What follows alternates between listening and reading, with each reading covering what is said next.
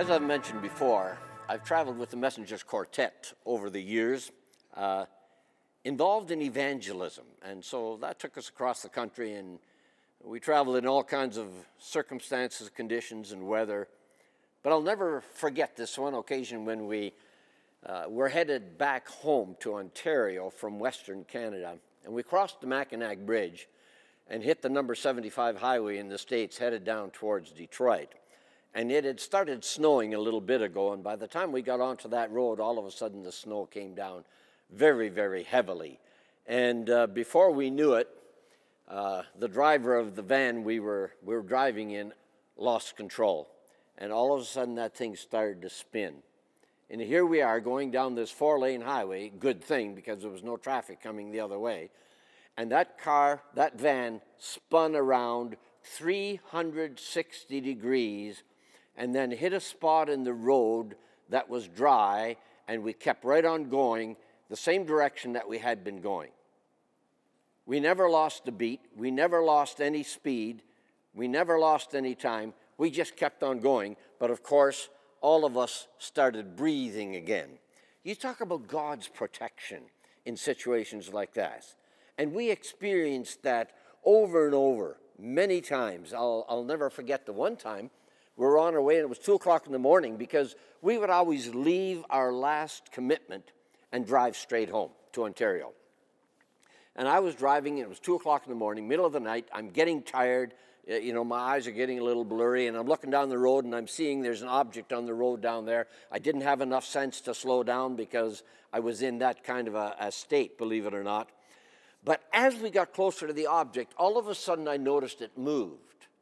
And it went flying by, and as we drove past, here's this huge moose standing in the middle of the road, parallel to the vehicle.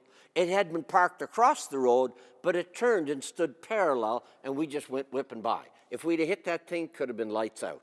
Again, God's protection in the midst of things that maybe we weren't even aware of. In Luke 8, verse 22, we have a story. Let me just read the beginning of it. One day Jesus said to his disciples, "Let's go over to the other side of the lake."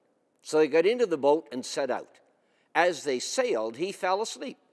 A squall came down on the lake so that the boat was being swamped, and they were in great danger. An incredible story. I mean, I still can't believe the disciples. I don't know what I would have thought, but Jesus is in the boat. Sure, he's sleeping, but he's in the boat. It's not going down with him. And so they could have been secure in that, but they were afraid. That's how bad the storm was. So they finally go and they wake Jesus up, and what does he do? He gets up and he says, "Oh, be quiet." And then the wind calms down, the lake gets calm, and they're not afraid anymore. Protection. God's protection. Have you ever experienced that kind of protection in your life? Do you understand what God is doing when he does that? You see, again, God gives us that kind of protection because he has a plan for us. He's got ministry for us to do yet. It's not for our comfort that he gives us that kind of protection. It's because he has ministry for us. He has a job for us to do yet. Remember Jonah when he ran the other way because God wanted him to go to the city of Nineveh because he wanted that city saved? Well, Jonah finally took this boat, and then God sent a storm. And they threw him overboard. So what did God do? Well, he just created this big fish. And he said to the fish, "Go swallow Jonah. I need that guy. I need him to go to the city. I need him to rethink what he's doing here." That's what God does in our lives. He comes to us. I just finished reading a book called Unbroken, and they've made a movie of it as well. It's the story of a former Olympian whose name was Louis.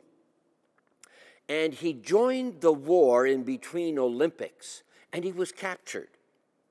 And he went through incredibly horrendous treatment as a POW, prisoner of war.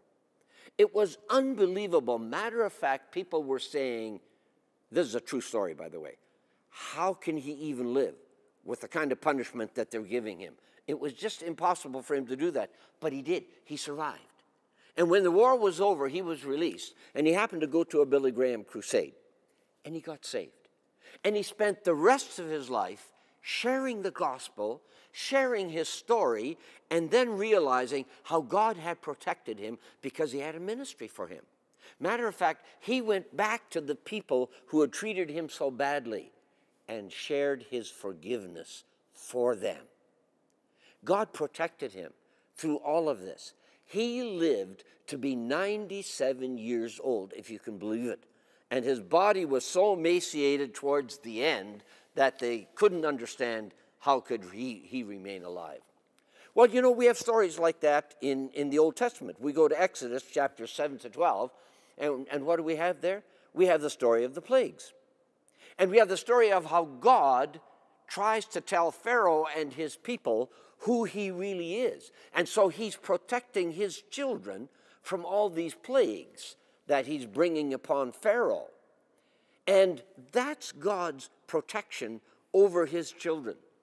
And you know, when I think of those plagues, I think of the snakes and the frogs and the flies and the gnats and the boils and the hail and the bloody water, and then finally the locusts and the death of all the firstborn. I think of all that and I'm thinking, my goodness, how could those people continue not to believe in God? But God protected his people because they lived in the land of Goshen.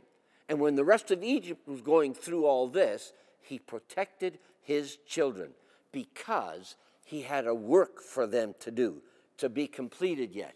If we go, for example, to Psalm 91, it says, "He who dwells in the shelter of the Most High will rest in the shadow of the Almighty.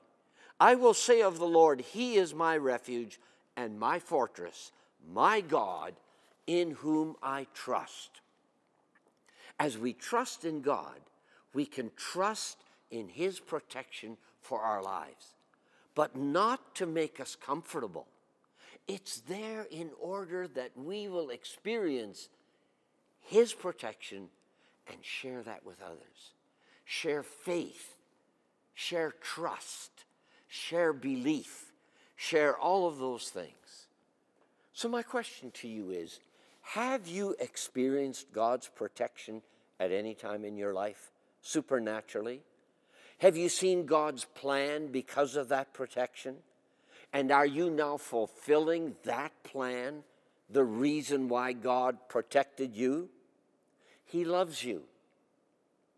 He wants to protect you in order for you to fulfill the plan that he has for his life. And as he protected the children of Israel, because they were his people, and he wanted them to share that with the world, as he did that to them, he wants to do that to you and to me.